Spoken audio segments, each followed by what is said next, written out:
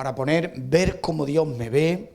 En primer lugar, decir que, bueno, me llamo Benito, como han dicho, mi esposa es Loli, llevamos en el ministerio cerca de 40 años trabajando allí en Andújar, en la provincia de Jaén, y yo me convertí con 15 años, muy jovencito, y me convertí en el 81 en una campaña donde se vio la película de Nicky Cruz, y con el testimonio que él tenía, yo dije, yo me quiero identificar, yo quiero hacer lo que él hizo.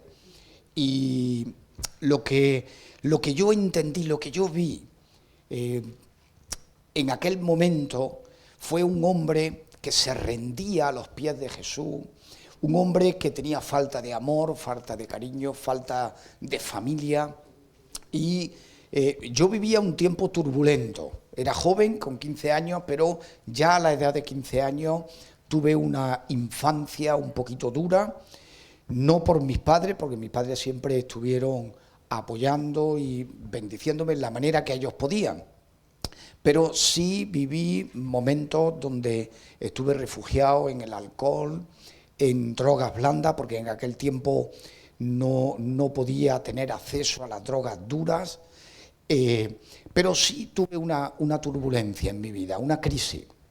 Esa crisis me llevó a una campaña de Nicky Cruz donde se presentó el Evangelio y se presentó como que Dios cambiaba la vida.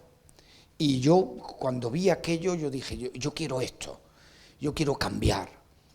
Y me acerqué al altar, me entregué al Señor, y en ese momento, en el año 81, a los 4 meses me bauticé, y a los 8 meses estaba en el seminario, en aquel tiempo en Azuqueca de Henares, estudiando la palabra, con un llamado especial de parte del Señor a prepararme. No sabía a qué, pero lo que quería era prepararme. Aquello que yo había conocido, la palabra que había recibido y al Señor que había recibido en mi vida, me estaba impulsando a prepararme.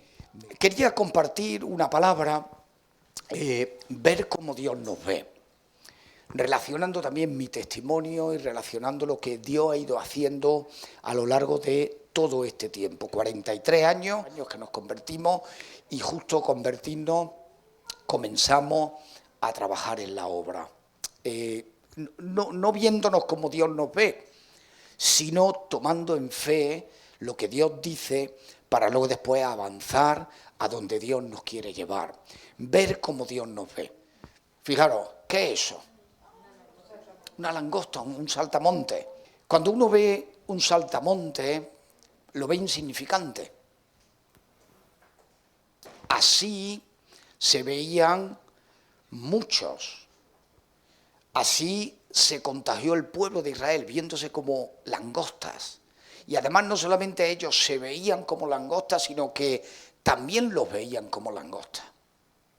Pero hubo 2 personas que cambiaron la perspectiva porque comenzaron a ver como Dios los veía.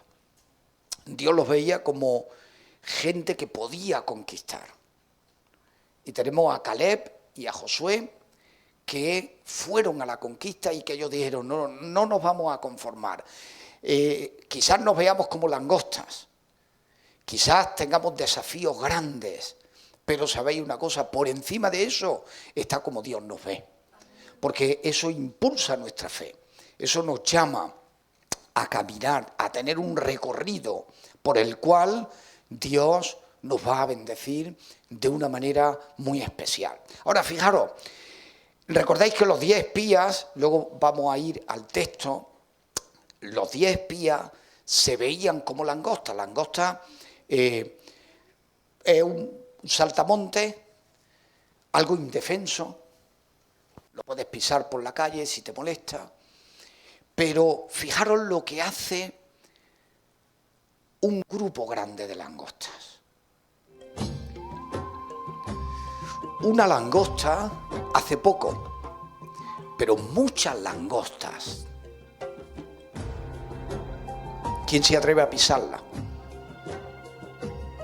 un enjambre.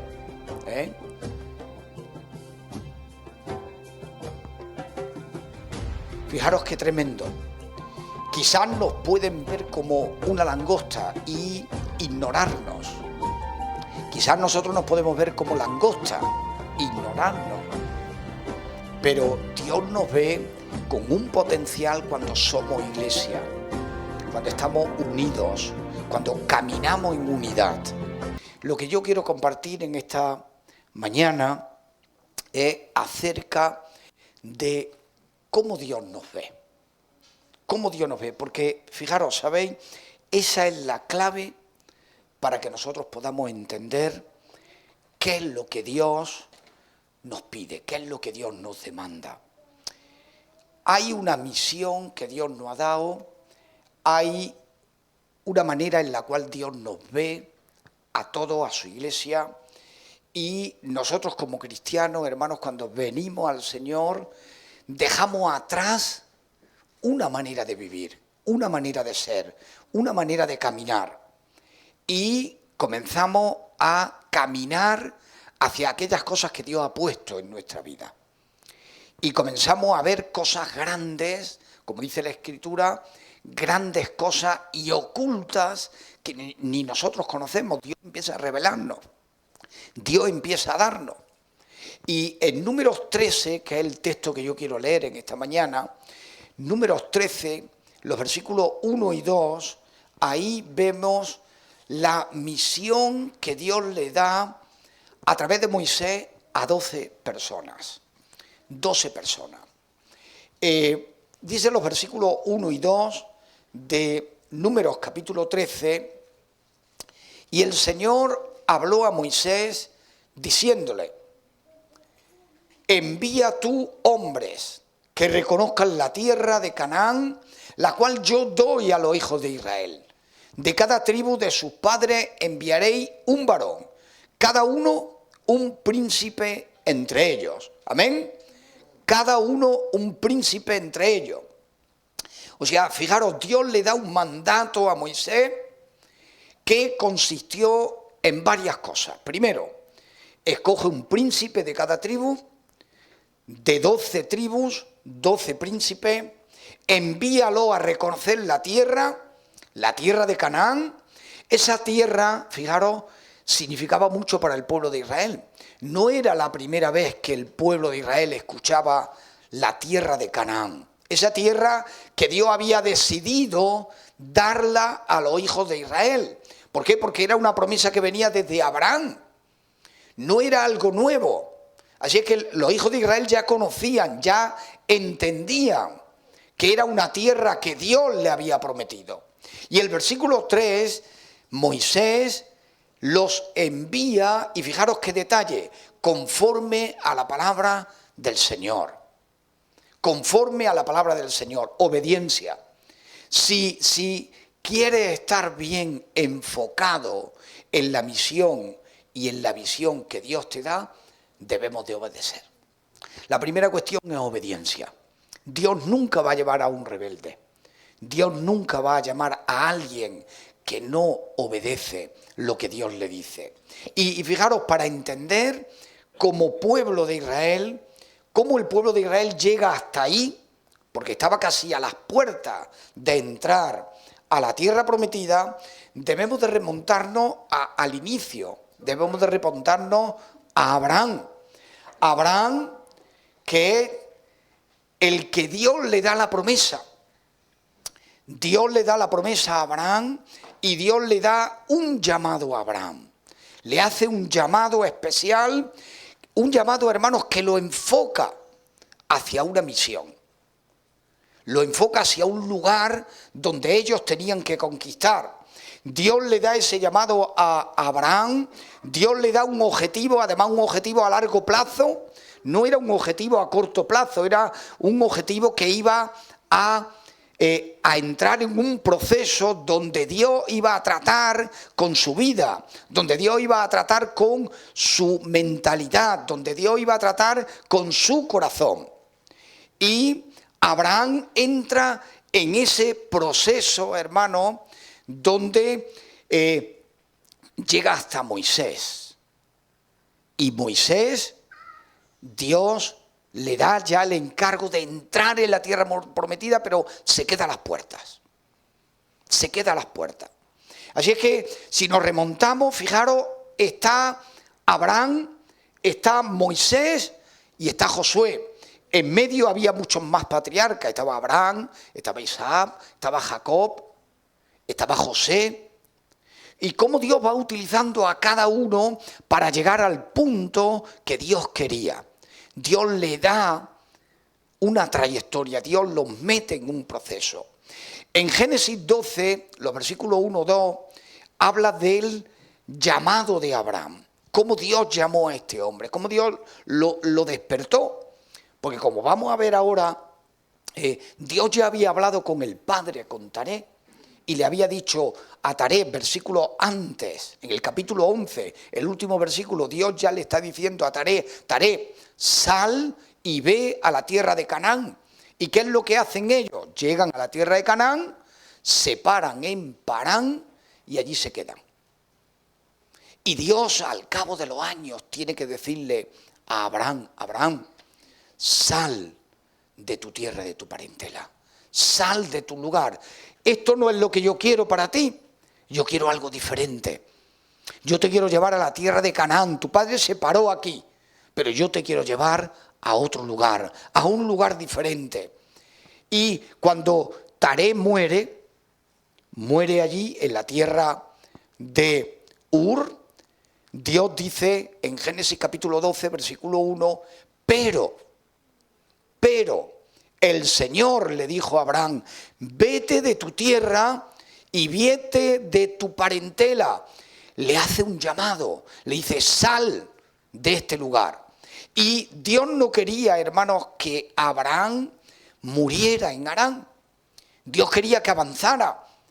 Y donde su padre murió, donde quedaron muchas ilusiones, donde quedaron muchas cuestiones, después de salir de Ur, Dios llama a Abraham y para que continúe ese llamado. Él quería llevarlo a otro lugar. ¿Por qué? Porque Dios había provisto algo nuevo, diferente.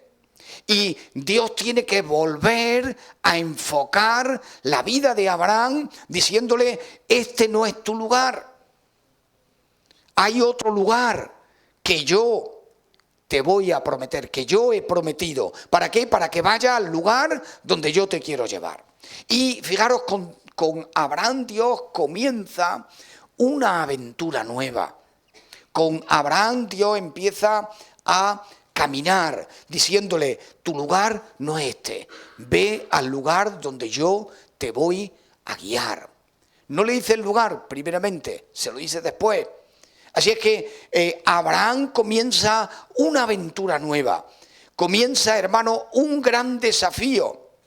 Abraham es el hombre que Dios quiere utilizar a corto plazo, a largo plazo, a medio plazo, para llegar al lugar donde Dios quería que llegara.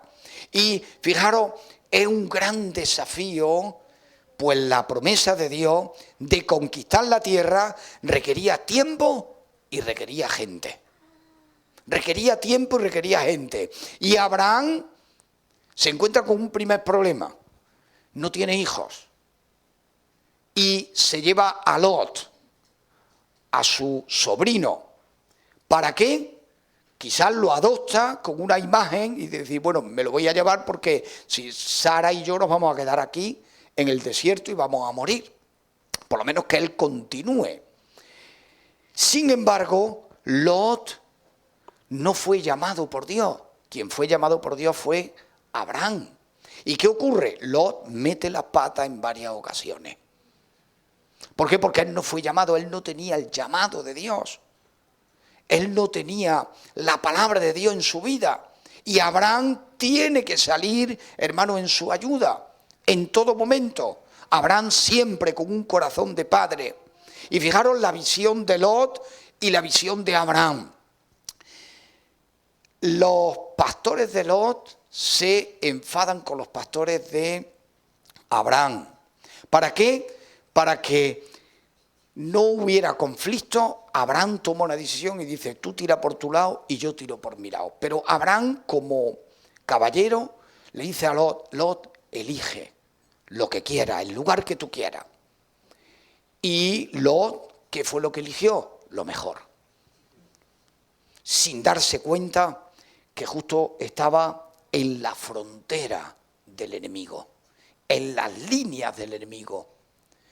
Y Lot tuvo una visión, como decimos aquí en España, que llenó el ojo antes que la tripa. Y le gustó la tierra, una tierra fértil, una tierra grande, amplia, el valle. Pero no se dio cuenta que al final del valle estaba Sodoma y Gomorra. Y ese es un detalle. Cuando elijamos, cuando tomamos decisiones para Dios, cuidado donde ponemos nuestros límites. Cuidado. ¿Qué ocurre? Lot puso allí el límite. Eso es lo que después le sirvió de azote, de problema. Ahora, ¿qué es lo que hace Abraham? Abraham no elige. Dice el versículo 14 de Génesis 13 que a diferencia, hermanos, de Lot, que escogió, Abraham es Dios el que escoge.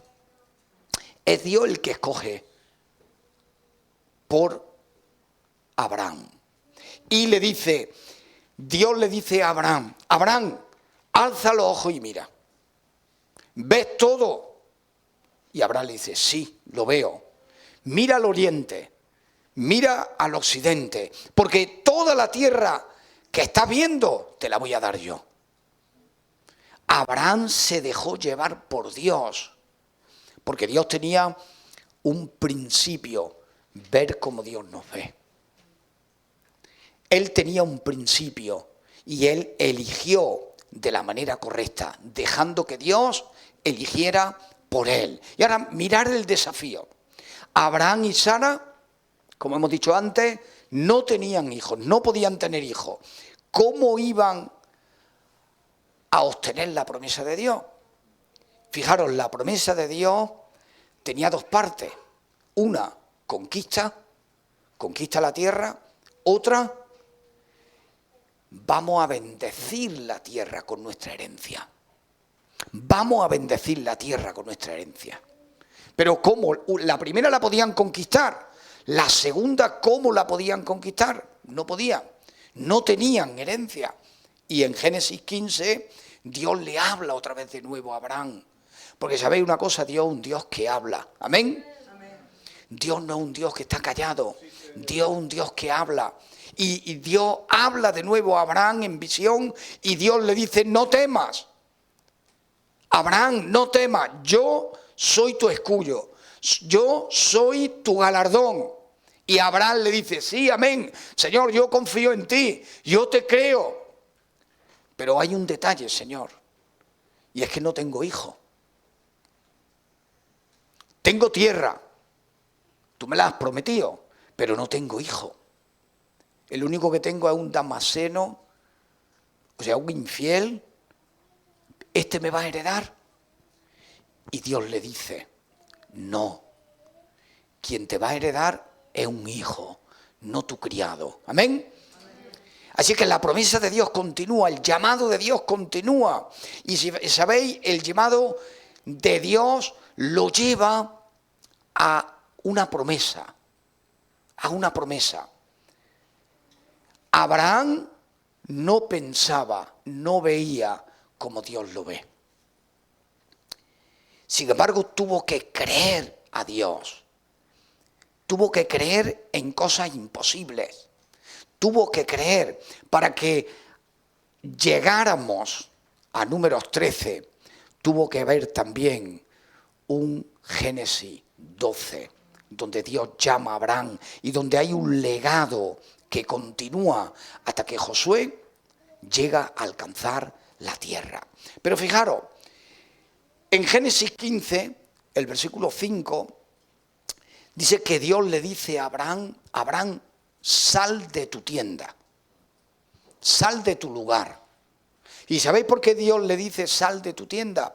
Porque cuando estamos dentro de nuestra tienda, no vemos la promesa de Dios. ¿Cuál era la promesa de Dios? Mira el universo. Mira el universo. Dentro de mi tienda, dentro de mi casa, no veo. Y Dios tuvo que llamarlo, Dios le tuvo que decir, sal, sal de tu tienda. Ya antes le había dicho, sal de tu tierra, sal de tu parentela, sal de los lugares donde hay seguridad, donde hay confort. ¿Para qué? Para descansar en mí, para confiar en mí. Para que realmente todo lo que te venga, no pienses que viene de ti, sino que viene de mí. Amén. Y fijaros, Dios le dice, mira los cielos, Abraham, mira los cielos, mira las estrellas, cuéntalas. Menudo desafío. ¿Has contado alguna vez las estrellas? Podrías contar, bueno, las has contado, pero has llegado hasta cuántas.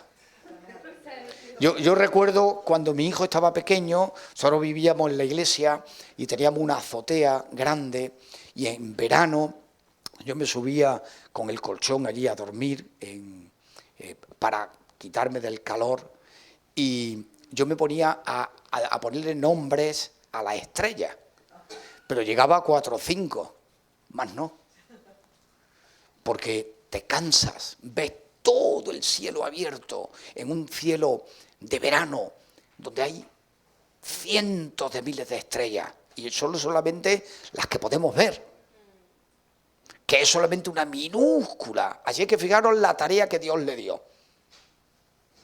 Abraham, cuenta las estrellas.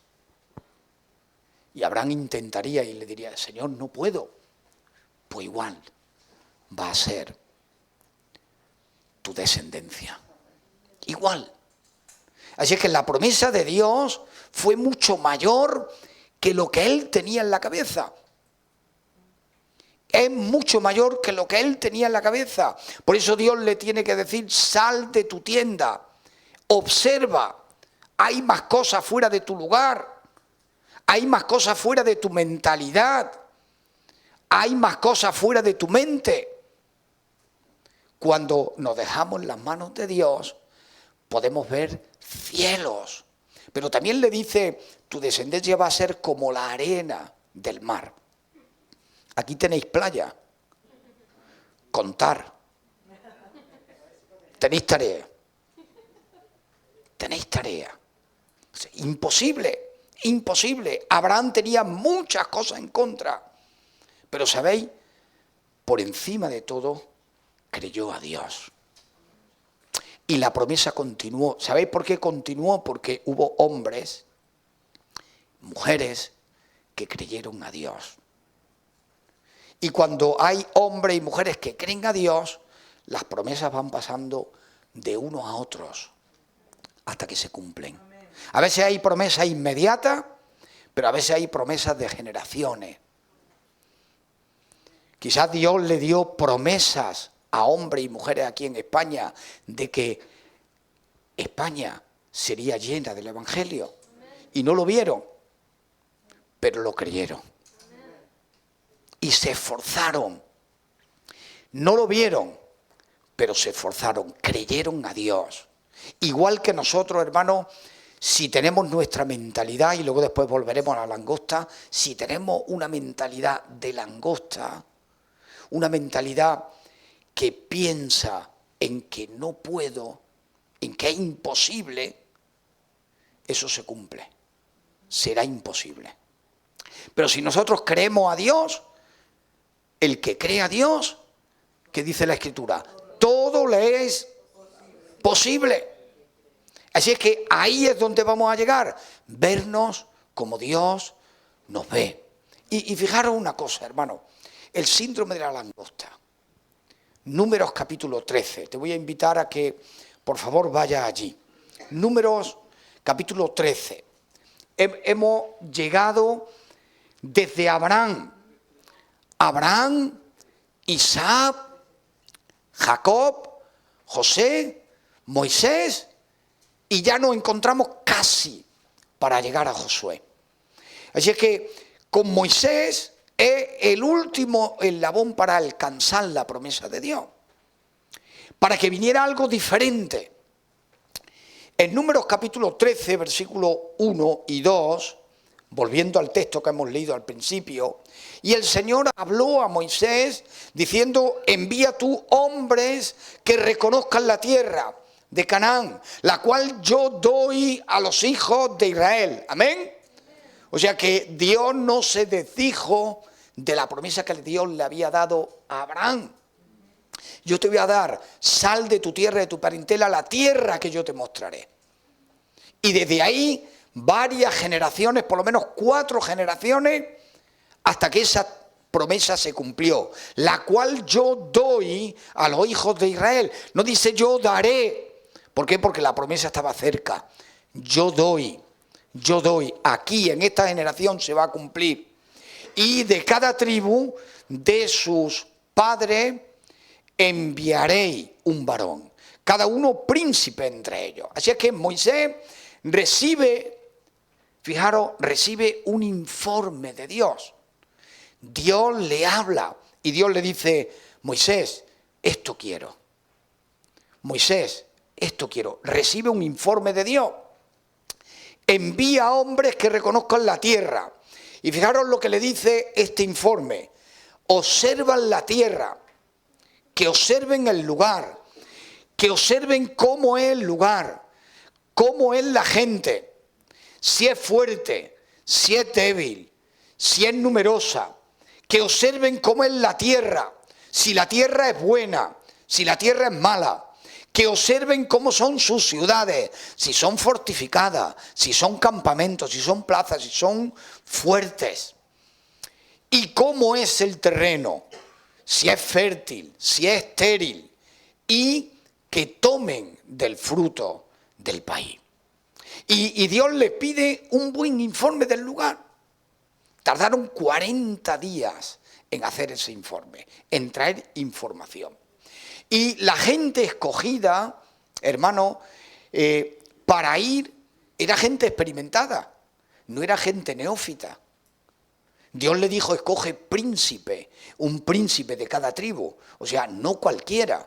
Eran gente experimentados, eran príncipes de cada tribu, gente con experiencia en la batalla, gente con discernimiento, gente capaz, gente que fueran capaces de hacer la asignación de Dios, porque Dios le estaba dando una asignación que merecía que lo hicieran gente con capacidad para ir, no cualquiera.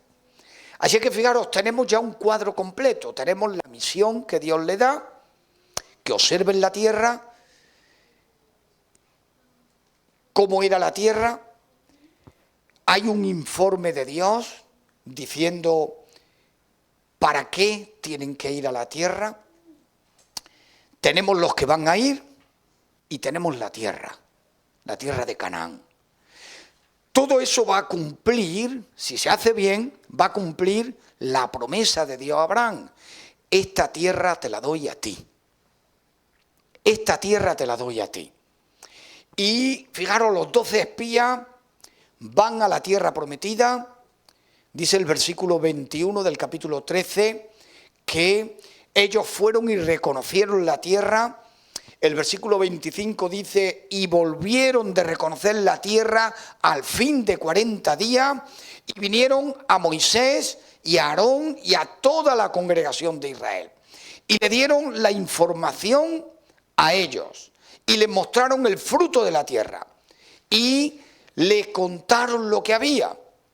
Dice que el versículo 27, que llegaron a la tierra, la cual era ciertamente una tierra que fluía leche y miel. Y dicen, este es el fruto de ella. O sea, que la vieron. Era un fruto grande, hermoso. El versículo 28, ya empezaron con los problemas. Primer problema que expusieron. El pueblo que habita la tierra es fuerte. Las ciudades son grandes y fortificadas. Y vieron también allí a los hijos de Anac. Y el versículo 31 dice, no podemos subir en contra de ellos. No podemos subir en contra de ellos. ¿Por qué? Porque es más fuerte que nosotros. El pueblo es más fuerte que nosotros. Versículo 32. Y hablamos mal entre los hijos de Israel de la tierra que habíamos reconocido. Ahí los problemas se van aumentando. Primero, ellos se ven como que es imposible subir. O sea, creen mucho más lo que hay que lo que Dios le había dicho. Y eso es un problema. Segundo problema, empezaron a hablar mal de la tierra. Y empezaron a maldecirla. Esta tierra es mala. Esta tierra no es para nosotros. Volvámonos a Egipto. Allí por lo menos teníamos las ollas de potaje. Volvámonos. Y empezó el enemigo ahí a comerle la cabeza. La tierra por donde pasamos para reconocer, fijaros hasta el punto que llegaron, es tierra que traga a sus moradores. Eso eran andaluces, seguro. Exagerado. Si la tierra era buena, si tenía buen fruto, ¿cómo es que se tragaba? Fijaros lo que va haciendo dejar de creer a Dios para creer una realidad que estaban viviendo y dejarse embaucar por esa realidad. Y vimos allí gigantes y éramos nosotros, fijaros, éramos nosotros a nuestro parecer como una langosta, insignificante. No pensaron que muchas langostas podían arrasar la tierra de Canaán. Pensaron en ellos mismos. Y cuando nos miramos a nosotros mismos, lo que vemos es miseria, calamidad. Tenemos que vernos como Dios nos ve. Y Dios no los veía como langostas. Dios los veía como agentes que podían ir, podían conquistar. Así que fijaros, tenemos 3 informes. Un informe de Dios que dice que la tierra es buena, que la tierra fluye leche y miel y que la tierra es para ti. Es el informe de Dios.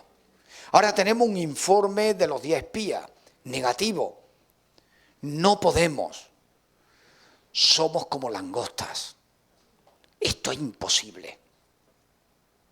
Hace poquito escuchamos un pastor, Alton Garrison, que vino también a congreso de asamblea, y él decía que hay una palabra que el cristiano nunca puede repetir. ¿Sabéis cuál es? Imposible. Imposible. Nunca digamos es imposible, porque si decimos que es imposible, invalidamos el poder de Dios. Invalidamos lo que Dios quiere. No es imposible si yo voy, pero es posible si voy con Dios. Si no voy en mis fuerzas, si voy en las fuerzas que Dios me da. Así es que tenemos un informe de Dios, tenemos el informe de los 10 espías, pero también tenemos otro informe, el informe de Josué y Caleb, versículo 30. Subamos, tomemos posesión de la tierra, porque más podremos nosotros que ellos. Tomémosla, vayamos, alcancemos la promesa de Dios. Que ahora, después de todo lo que hemos dicho, ¿qué es lo que predominó en primer término en el pueblo? ¿Qué fue lo que el pueblo se quedó? ¿Qué es lo que más influyó en el pueblo? Números 14:1. Toda la congregación gritó y lloró y dio voces. Y el pueblo dice que lloró toda la noche. Toda la noche. Y versículo 2 dice, y se quejaron contra Moisés, contra Aarón, contra todos los hijos de Aarón. Ojalá muramos en la tierra de Egipto o en este desierto. Ojalá muramos. Se apoderó de ellos un espíritu suicida. Se apoderó en ellos un espíritu de temor que hizo que ya no mirasen la promesa de Dios, que era grande. A diferencia de Abraham, Abraham salió de su tienda y vio la promesa de Dios. El pueblo de Israel se metió en la tienda y vio su miseria, vio su derrota, vio lo que no podía ver con unos ojos espirituales. ¿Y qué fue lo que ocurrieron? Se quejaron. Y el versículo 3 dice, ¿por qué nos trae aquí el Señor? Y ahora arremeten contra el Señor. ¿Por qué nos ha traído aquí el Señor a esta tierra aquí para morir? ¿No nos sería mejor volvernos a Egipto? El pueblo ya estaba desorientado, porque decía primero, más vale que muramos aquí o muramos en el desierto o muramos en Egipto. Pero ¿por qué Dios nos trae aquí y por qué Dios no nos lleva a Egipto? Como decimos muchas veces, no querían ni morirse ni pasarlo bien. Ni comen ni dejan. O sea, entraron en una fatalidad. Hermano, y se decían unos a otros, designemos, fijaros, una rebelión, designemos entre nosotros un capitán y volvámonos a Egipto. El miedo, el temor atonta y hace que cometamos errores, a veces, que no tienen solución. Toda esta generación murió en el desierto. No vieron la tierra prometida. ¿Por qué? Porque se creían como langostas. No se vieron como Dios los veía, no creyeron en las promesas de Dios. Fijaros, una visión distorsionada nos hace murmurar y nos hace entrar en rebelión. Cuidado. Una visión distorsionada. Ellos vieron lo que otros le dijeron, que no se fiaron de Dios, que no creyeron a Dios por encima de todo. Y Moisés y Aarón, en el capítulo 14, versículo 5, dice que se postran, se arrodillan en señal de humildad delante de Dios.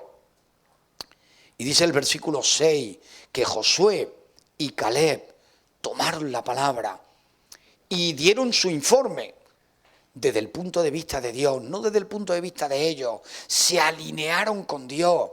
¿Para qué? Para poder volver a enfocar al pueblo en lo que Dios ve.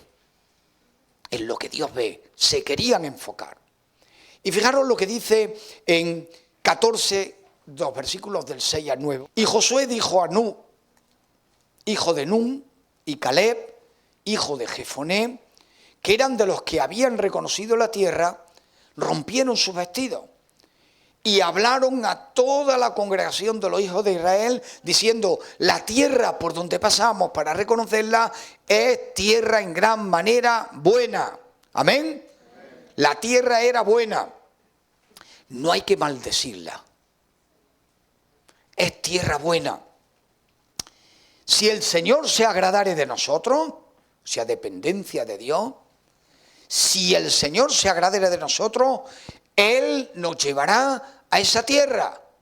No depende de nosotros, depende de Dios. Cuidado, también hay dos partes. Yo tengo que ir, pero Dios me acompaña. Yo tengo que dar el primer paso, pero Dios me acompaña. No depende de mí, pero también hay una parte que depende de mí, la conquista, ir a lo que Dios nos quiere llevar. Si el Señor se agradare de nosotros, Él nos llevará a esta tierra y nos la va a entregar, tierra que fluye leche y miel. Por tanto, no seáis rebeldes, no seáis rebeldes contra el Señor, ni temáis al pueblo de esta tierra. ¿Por qué? Porque nosotros no los comeremos como pan. No los comeremos como pan. Su amparo se ha apartado de ellos. Y con nosotros está el Señor. No los temáis. Con nosotros está el Señor. Ellos decían, con nosotros no está el Señor. Esta gente puede más que nosotros, nos traga. Y estos dos dijeron, no, Dios está con nosotros si le creemos, si Él se agradare de nosotros. Ahora, ¿de qué Dios se tiene que agradar? De hombres y de mujeres que le obedecen. De hombres y mujeres que viven conforme a su llamado. Y fijaros la reacción. Entonces toda la multitud habló de apedrearlo. Los querían apedrear. Ya fijaros una decisión, un trato de Dios a lo que puede llevar. Por tanto, no seáis rebeldes contra Dios, ni temáis a este pueblo que habita allí, porque nos los comeremos como pan. Su amparo se ha apartado de ellos, pero con nosotros está el Señor de los ejércitos. Amén. Y fijaros, esa es la clave. Dios está con nosotros y podemos conquistar. Dios está con nosotros y es más fuerte el que está en ti que el que está fuera de ti. Amén. Es más fuerte. Dios es el Dios de lo imposible. Dios es el Dios de lo imposible. Entonces dice que el pueblo intentó apedrearlo. Pero la gloria de Dios, hermanos, se manifestó en aquel tabernáculo, en aquel lugar, y habló a Moisés. Conocemos la resolución del Señor. Esta gente va a morir aquí. Aunque Moisés clama a Dios, pero Dios le dice, mira, no, ya estoy cansado. Vamos a levantar una nueva generación. Una nueva generación. ¿Por qué? Porque esta gente lo ha visto todo. Ha visto cómo se ha abierto el mar, ha visto cómo caían codornices, ha visto, o sea, todo lo han visto todo. ¿Qué le falta por ver? Y no confían en mí, no me creen a mí. ¿Qué hago ya con ellos? ¿Qué fue lo que trajo todas estas consecuencias en una generación completa que se quedó en el desierto? La mentalidad de langosta. Pero la mentalidad de langosta puede ser de dos maneras. Una, de una langosta solitaria. Y otra, de un enjambre de langosta. ¿En dónde queremos estar nosotros? ¿En una sola langosta que anda por su cuenta? ¿O en un enjambre de langosta juntos que podemos arrasar, que podemos conquistar? Una mentalidad de langosta. ¿Cómo nos vemos a nosotros mismos, hermanos? ¿Cómo nos ven a nosotros? Como que no somos capaces, como que no tenemos influencia, como que no podemos hacer. ¿Y cómo nos debemos de ver nosotros con los ojos de Dios? ¿Cómo nos debemos de ver? ¿Cómo se vio Caleb y Josué? Nosotros podemos más que ellos. Tú en el poder de Dios puedes más que cualquiera que esté fuera. Aunque sea un gigante. Aunque sea un gigante. Podemos más que cualquier cosa. Fijaros, mi siervo Caleb dice en Números 14:24, mi siervo Caleb, por cuanto en él hubo otro espíritu. Otro espíritu. Ese es el espíritu que debe de morar en nosotros. Otro espíritu, otra forma de ver, otra manera de ver. No vernos como nosotros nos vemos a nosotros mismos, mirándonos hacia adentro. Alguien dijo que cuando alguien está dentro de un hoyo, un agujero, y empieza a mirar alrededor, ¿qué es lo que ve? Tierra. Pero sin embargo algo mira para arriba y ve salida. Así es como nosotros debemos de ver, hacia arriba, no a nuestro alrededor y para adentro. Mira hacia arriba. De ahí viene la cobertura. Mi siervo Caleb, por cuanto en él hubo otro espíritu. Hay un espíritu que es como una langosta, pero hay un espíritu que piensa conforme el espíritu de Dios. Dice que Daniel tenía un espíritu superior. Amén. Tenía un espíritu superior. Tener un espíritu superior es superar ese espíritu de langosta, ese enfoque de langosta. Ahora, ¿qué es mentalidad de langosta? Es como nos vemos nosotros a nosotros mismos. Éramos nosotros a nuestro parecer. A lo mejor no era ni real, pero yo a mi parecer era como una langosta. Sustituyeron la verdad de Dios. Vosotros podéis por su parecer. Cuidado, porque estamos invalidando lo que Dios nos dice. Estamos quitándole poder a la palabra de Dios que dice que tú eres hijo de Dios. Amén. Y no somos hijos de Dios por nosotros mismos, sino por que Él nos adoptó. Él nos hizo hijos. Y eso nos da poder, eso nos empodera, eso nos bendice. Sustituyeron la verdad de Dios. Vosotros podéis. Esta tierra es para vosotros. Esta tierra es para conquistarla. No tengáis temor.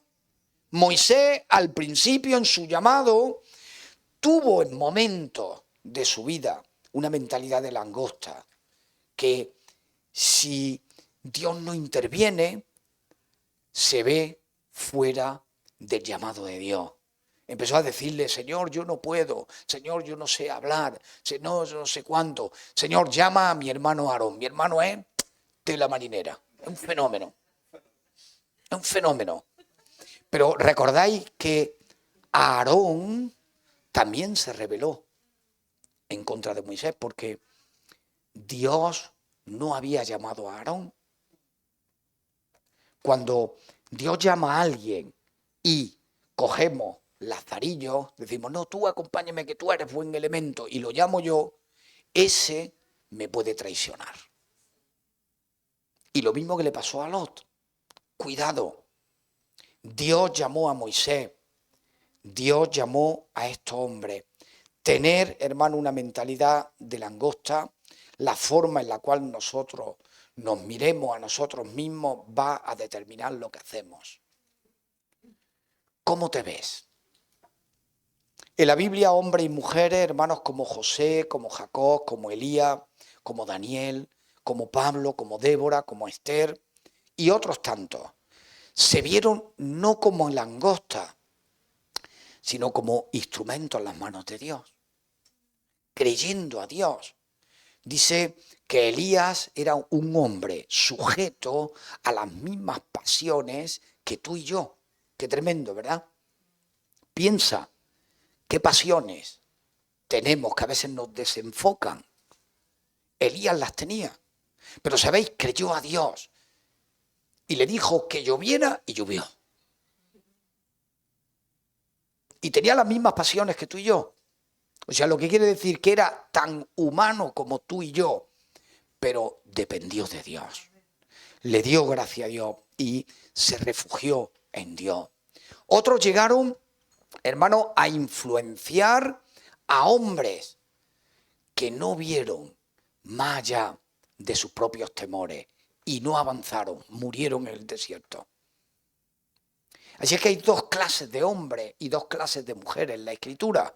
Hombres que confían en Dios, mujeres que confían en Dios, y hombres y mujeres que no confían, que se miran a sí mismos y se ven en la miseria y se ven incapacitados para hacer lo que Dios quiere. La mentalidad de langosta, hermano, es una mentalidad de derrota, a pesar de que Dios es fiel, a pesar de que hemos visto milagros de Dios, a pesar de que hemos visto cosas de Dios en el pasado.